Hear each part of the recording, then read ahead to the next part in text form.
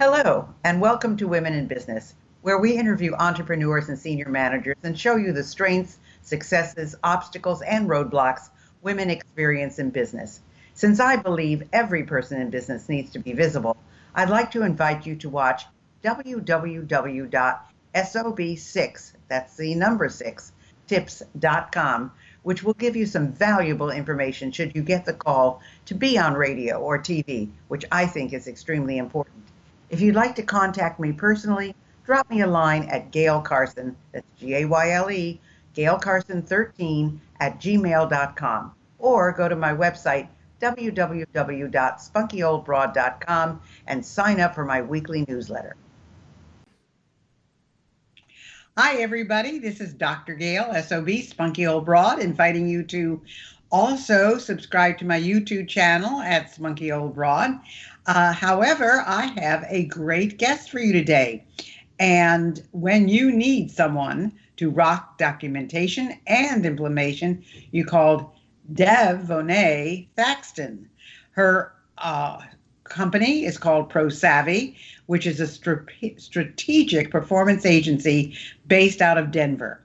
It believes every business needs a different strategy for reaching their goals, and because of this belief, they provide their clients with tailored structures to reach maximum levels of performance. Working with ProSavvy means working with a team that wants you to win just as much as you do. They want to give you peace, relief, and confidence in the direction that you're taking your business. And you need that time to focus on the growth and exciting new opportunities that come from your own business goals. And with ProSavvy, that's exactly what you receive. And so, welcome, Devonee. How are you? I'm great, Gail. Thank you so much for having me on. Oh, you're so welcome. Well, I guess I'm going to ask you first, because we talk about this, finding your way. How did you come up with your name? Yeah, that's a great question. I haven't been asked that. It was a lot of trial and error. I found some sites online and typed in just kind of different things that I liked and kind of settled on ProSavvy, which I think really embodies me. Just being able to troubleshoot and be able to assess things in a way that others may not, and also just being professional and flexible as well. Yeah, that's a unique approach. Yeah. By typing it into Google or whatever else you did, Yeah. and finding out the right name. That's right. Really interesting. So what's the best part about your business? I think it's helping people and helping organizations, but I want to hear it from you. Yeah, no, definitely. I really love to be able to come into a business, especially when they're at a place of, I've done enough myself. I would like help. I would like to step away and focus on things that I really want to do for my business, no longer wanting to, stress on building launches or organizing their social media. And so I really love to be able to come in, provide, really great tailored structure and strategy that's specific to their business, because not every business is the same and it shouldn't be. And so being able to just come in and just provide respite for them, and also for them to be able to trust that I am still managing the business, knowing the health, paying attention to, metrics and key performance indicators, things like that. So they know that their business is still being ran without them being involved in everything. Well, that's a welcome relief as a former CEO of an organization of my own that had 350 people and 7 offices. I know how important that is. So what is your origin story, David? Yeah, absolutely. Yeah. So I worked in corporate as well, doing a lot of project coordinating, project management work, technical writing, things like that. And I just had some friends who had started businesses who needed kind of a brain like mine, that was, really operations and implementation focused. I, started with some of these, a few startups that just didn't work out well. And I learned that I really liked doing what I was doing. And so I decided to just figure it out and do it myself. And I actually started my business right at the beginning of the pandemic, right when everything was starting to close down around March. And it's still the best decision that I've made. So how did you survive the pandemic? How did you survive Right. building a business at a time when so Yeah. many businesses were going under? Yeah, absolutely. I think because I hit that sweet spot where everyone was pivoting or looking at their business and trying to figure out um, that they can't do X anymore. So how can they change their business model or change their offerings, change their services to a more virtual capacity? And I think that's where I've been able to kind of find a sweet spot of a lot of people, maybe coaches who are, or yeah, different coaches or people who are on stage doing a lot of things, just things that just weren't happening anymore in COVID because of COVID. And so being able to come in there, they're at a point where they have to change their business model and have to change what they're doing. And so I think I don't think success would have been as great if I would have started any other time. That's amazing. Well, as Yeah, someone who's been on stage for 40 years and made a living as a speaker, I know exactly. the impact it's had. I mean, I'm not Yeah. even, frankly, I don't think it's going to come back as vociferous in 2021 either. I think there's a lot of Mhm. unknowns yet to go. But you talk about, and I'm wondering where this impacts in your business, the Sure. difference between an online business manager and a virtual assistant. Now, a lot of my Yeah. friends and my colleagues have virtual assistants. Yep. I don't know if they have an online business manager because I Yeah. would think that's more costly than a virtual assistant. But It. tell us the difference and tell us the difference Yeah. in fees. Yeah, absolutely. You've totally hit it on the head. It is more costly, and it should be. The difference between a virtual assistant and a online business manager really comes down to what they are doing. So, if you think of it like your operations, your chief operations officer, if we're thinking more of a traditional corporate setting, that's essentially what an online business manager is. So they are assessing the needs of the business. That could be making sure hiring is happening appropriately, making sure employees are doing, kind of what they're supposed to. That can be creating project plans and organizing any launches or any things that need to come out. That's also assessing metrics and any other specific key indicators for the business. So they're creating this kind of bridge between the founder CEO and the rest of the employees. So these would typically be, companies that are making 5-6 figures and have a team of people, and creating kind of a space between the founder CEO and the rest of the employees or contractors or whoever else they have on their team.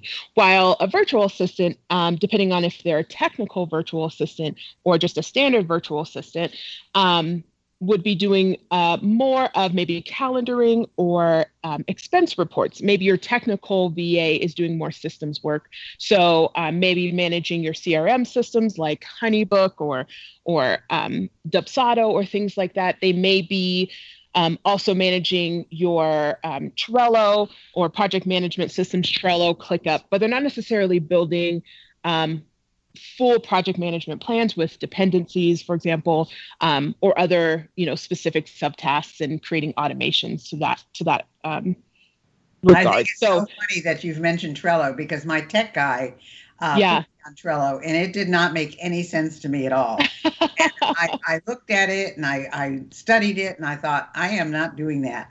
So I told him, me to look to Trello to do anything because it's not going to happen. So yeah, and there's so many of them. I'm a ClickUp girl myself, but there's Asana, Monday, Trello, ClickUp. It's really just getting the best feel and look for you. To manage your tasks and your projects. And, it's a little bit different. Some people can be just fine creating a list and organizing that themselves, while other people would need more of a system. Yeah, would need more of a system. the thing Exactly. And that you mentioned, Devonee, is just I don't even know what those things are. So I yeah, like my paper and pencil. I still use a paper yep, calendar. and Me it keeps too. me on track, and I like it. Yeah. So, how do you continue to learn in order to stay on top of the things within your role, which I'm Yeah. assuming is more of the online business manager than anything else? Is that true? Yeah, absolutely. So I definitely do more online business management work and project management work. Though within my agency, I also have members, on my team who manage social media accounts for some of my clients, and some who are virtual assistants, as well as project managers. So it's, people can come to ProSavvy and we can figure out, do you need an online business manager? Maybe you're not ready for that yet, but maybe you need a VA or a technical VA who can help assist you, or maybe you're needing a social media manager. Maybe you're needing all of the above. And I have people for you, and we can figure out kind of the best option for that. But for learning, I do come from a technical background as well. And so I'm always looking to see what's new, what's improved as far as process management and strategy, as well as marketing and social media. So always looking to see what is new. That involves just a lot of technical journals and YouTube. Love YouTube. There's so many things, and people are doing so many amazing things on YouTube. So searching to see what's new, and then being able to provide that for my clients, because there's always a new software, there's always a new application, and sometimes we can all get tricked into signing up for the prettiest thing, but we're not necessarily using all of the features. And so that's another aspect of an online business manager, is making sure that you're using the right systems for your business, and that you are getting the most out of it. And that comes into looking into the work that you're doing, as well as the cost. You may be paying $150 a month for Active Campaign, for example, for your emails, but you're actually only really using about $10 worth of the feature. So let's find something cheaper, better, faster, and easier to use until you're at that point where it makes sense to use something like Active Campaign for your systems. Well, I did have Active Campaign, which I canceled because I wasn't using it properly. Yeah. But I See? love Devonee. I love the fact that you get so excited about all this. I mean, I do. enthusiasm that you have for this is exactly what a company needs. I mean, Right. someone who is, they love what they do, but they're not good at the managing part of it would be ideal for you. So, Right. what are you the most proud of? I would say taking the leap and starting my business. I never thought I would be an entrepreneur in this capacity. I was perfectly fine being part of the system, or part of the machine, if you will, working in corporate America, climbing the ladder in that capacity. But I just learned that my skills were limited. I wasn't learning as fast as I wanted to. The red tape is really hard to deal with, especially if you are a implementer. And there's a lot of red tape that sometimes doesn't make sense, or maybe slows down things too much in kind of the corporate space. So I would say I'm most proud of just saying yes to the challenge and just really stepping up and doing it. So, was that the turning point in your life? I mean, was that what did it, or was it something else? I I would say I think it was kind of something else. I mean, there were maybe two or three big um, things that kind of just didn't work out the way I wanted it to. And being at other people's mercy in a sense, that I really wanted to do some amazing things for their company, and they just weren't ready, or didn't want to, or um, it just wasn't jiving, and because of some of the roadblocks, it was like, you know what, I'm just going to do it for myself, and I'm going to find people who are ready to invest in their company in this way, who are really ready to have someone come in, handle these things that they don't want to, have someone come in who's ready to expand and maintain the health of the business, so they can keep doing what they're passionate about, for their company. So I think that was a really big turning point for me. That was just like, I can do it my damn self. Just I making think that it's so step and saying funny, yes. though, because, I never worked for anybody. I mean, there Hmm. were jobs that I created that were part of something, but I never really was an employee. And I was in business at 21. So I've been in business all my life. And Hmm. it was because, well, I used to tell my Mom, I can't do something stupid that somebody tells me to do just because they tell me to do it. So that was, Right. of course, I thought I knew it all and I knew nothing. Sure. Right. And of course, the other thing was, I just couldn't do something I shouldn't do if someone told me to do it, if I didn't think it was ethical or moral or the thing to do. Sure. So, Right. I do you know that I was probably, golly, I would say 26, 27 before Hmm. I knew people got benefits, before I knew people didn't pay for things themselves, Sure. that I didn't know. I mean, I just didn't know any of those things because it Mm. was not part of my life. And was I shocked? Right. Because I paid for everything. And Yeah. so, when I wanted to learn something, when I wanted to go to a conference, I paid my way. And I could never understand why people were not willing to put that investment in.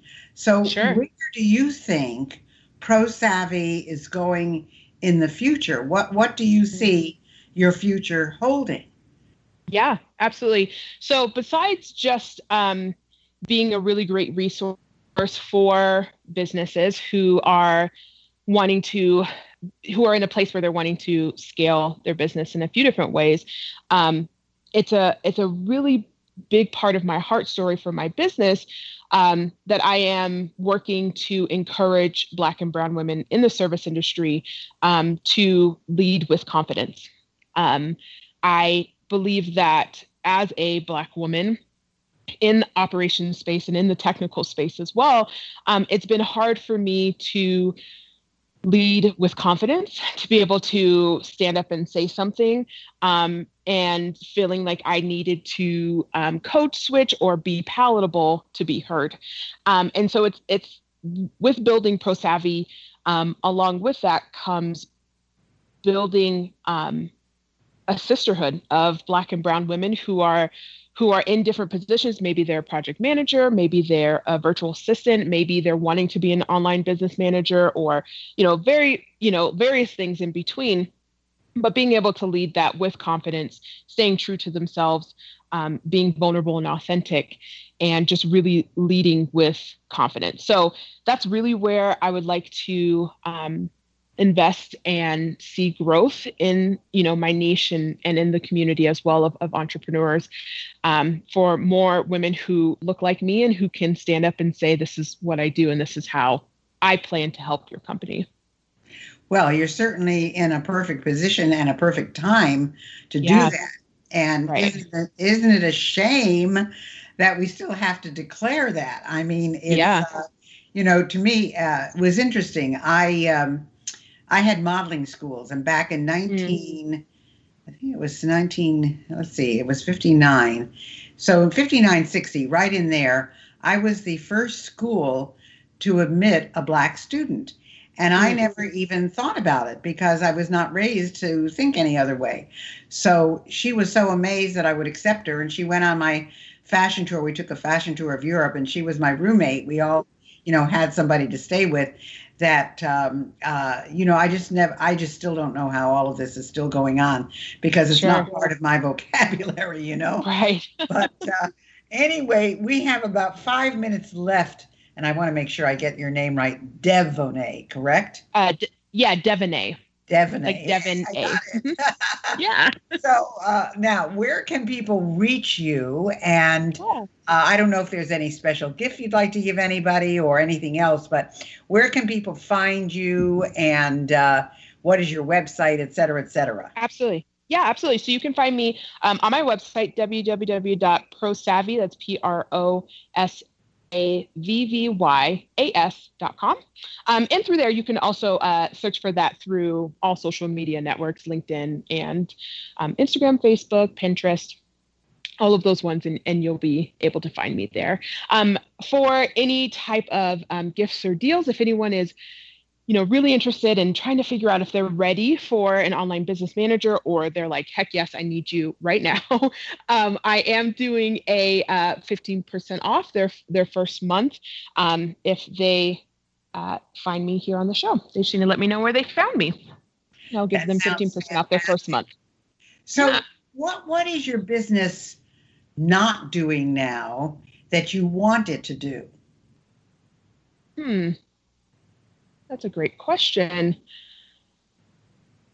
Right now I'm just really building up my agency. And so, grabbing more professionals in certain spaces that I do not have. And so I would say that would be finding more professionals who can join on my team, in a contracted or full-time capacity that really run like ad work.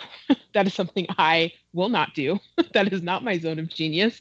And so finding, people in that capacity, because I come across, and have clients who are always looking for that type of work. And so if they can get it through my agency and I can help, manage and organize that, that would be best. So I think just finding the right type of people to join the agency and having different work in that capacity. So I would say that's something that we're looking to move into in the new year, is adding some more ad and marketing people to the team. Fantastic. And what is the biggest surprise you've had in the last few months?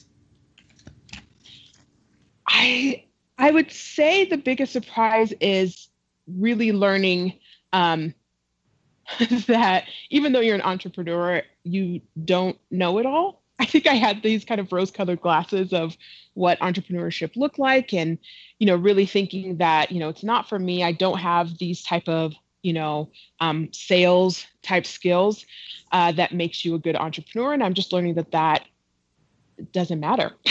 As in, you can hire someone who and outsource, really selling your business, but also that if you're just sharing your heart and sharing your passion and sharing what people will come, and that's the best way.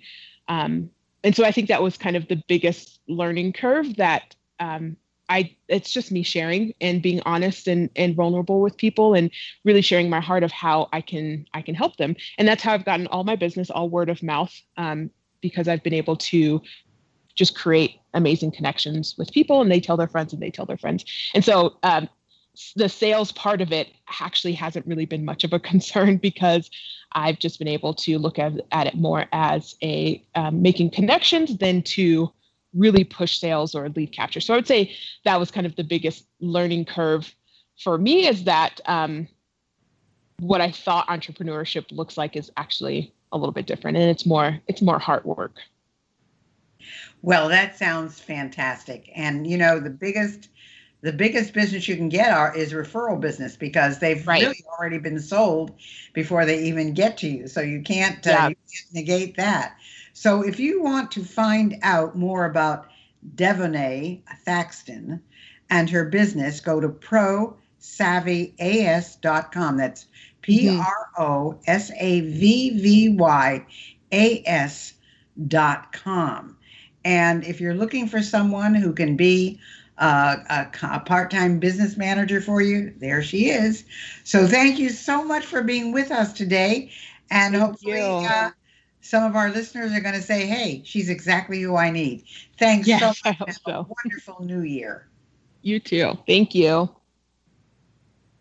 Thanks for listening to Women in Business. I hope you enjoyed today's show. And if you have any suggestions as to who you'd like me to have as a guest, just email me at gailcarson13@gmail.com. Be sure to check out www.sob6tips.com. And in the meantime, go to www.spunkyoldbroad.com to see the resources I have for you.